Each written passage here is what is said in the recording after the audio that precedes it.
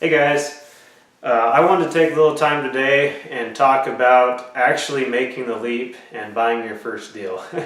So for a lot of people, well, I'm going to argue pretty much everybody, buying the first deal is by far the scariest. And there's a lot of people, so I go to a lot of the local real estate meetups and things like that, and I know a lot of people that they've been interested in real estate investing for a long time. Maybe they've been doing all the education, they've been going to the meetup groups, all that. And I'm meeting people that have been doing that for a year, 2 years, 3 years, even 5 years. I met somebody that had been, doing the research for 5 years and had yet to actually pull the trigger on their first investment property. So, I asked myself, well, why is that? And I think it boils down to fear.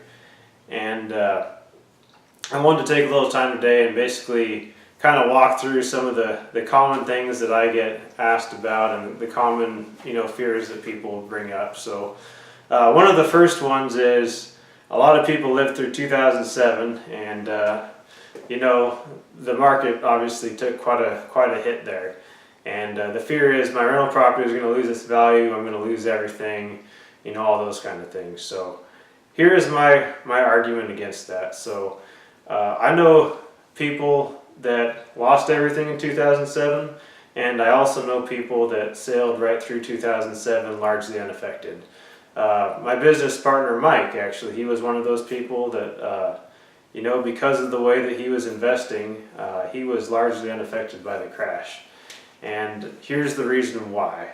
So the people that were largely affected in 2007, they were buying expensive homes, they were betting on appreciation, and they were over leveraged. So that was the main reason that people got in trouble. So, my investing model and the model that I've learned from all of my education as the more conservative model is we're buying houses that are well below the median price. So my average house cost is about $55,000-$60,000, somewhere in there, and it's renting for around $850, $900, somewhere in there.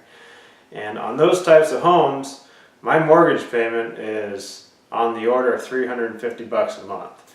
So, for a lot of people, getting that first deal is the most critical part. So even if the house burnt down, you didn't have insurance, you can pay $350 a month and you're going to be okay. So I would argue that that is very kind of an unfounded fear if you're buying the right type of property. So the other thing is, people are worried about the value of their house going down. In the long run, property values are always going to, generally over time keep up. They're going to keep up with inflation, unless we had massive deflation, which I think is highly unlikely. You really have, either way, you really have nothing to fear, because over time you have somebody else paying down your debt.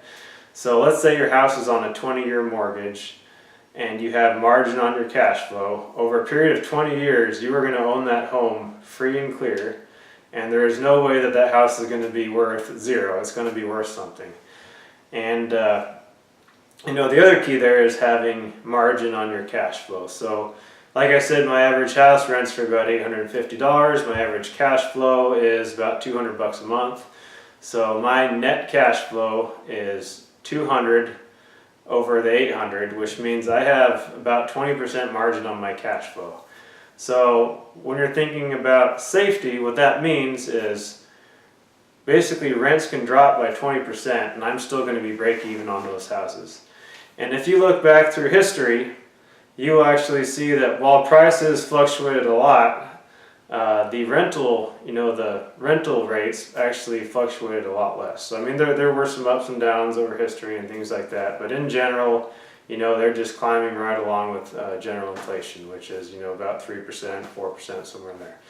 So I would argue that is kind of an unfounded fear.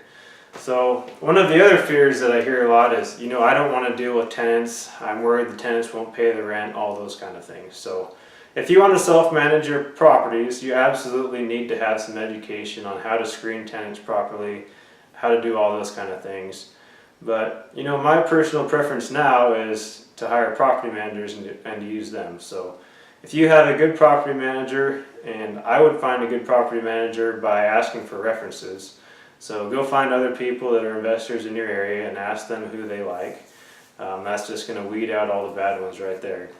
So if you do that, you have the property manager handling the tenant screening. They understand how to do all that stuff. You're really mitigating a lot of your risks.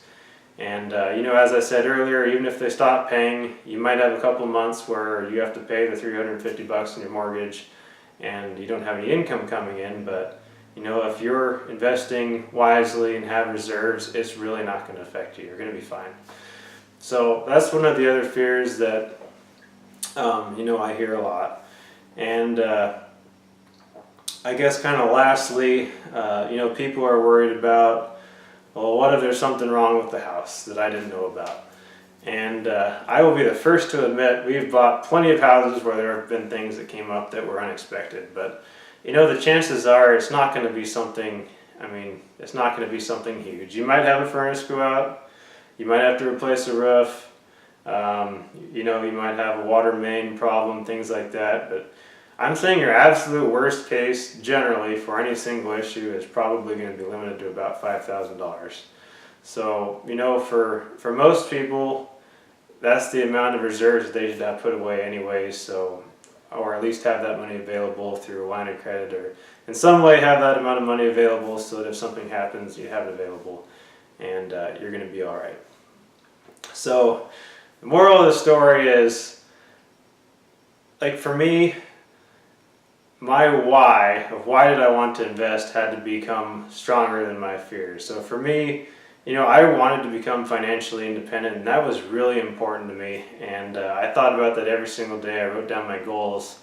And for me, that motivation was just so much stronger than the fear that, it allowed me to go and do what I need to do. So I guess I would encourage you to really think about, are your fears founded, or, are you just kind of, I don't want to be harsh, but are you kind of making excuses for yourself? Because a lot of times we do make excuses for ourselves and not taking action, and then we end up regretting it later. So that's it for today. Thank you.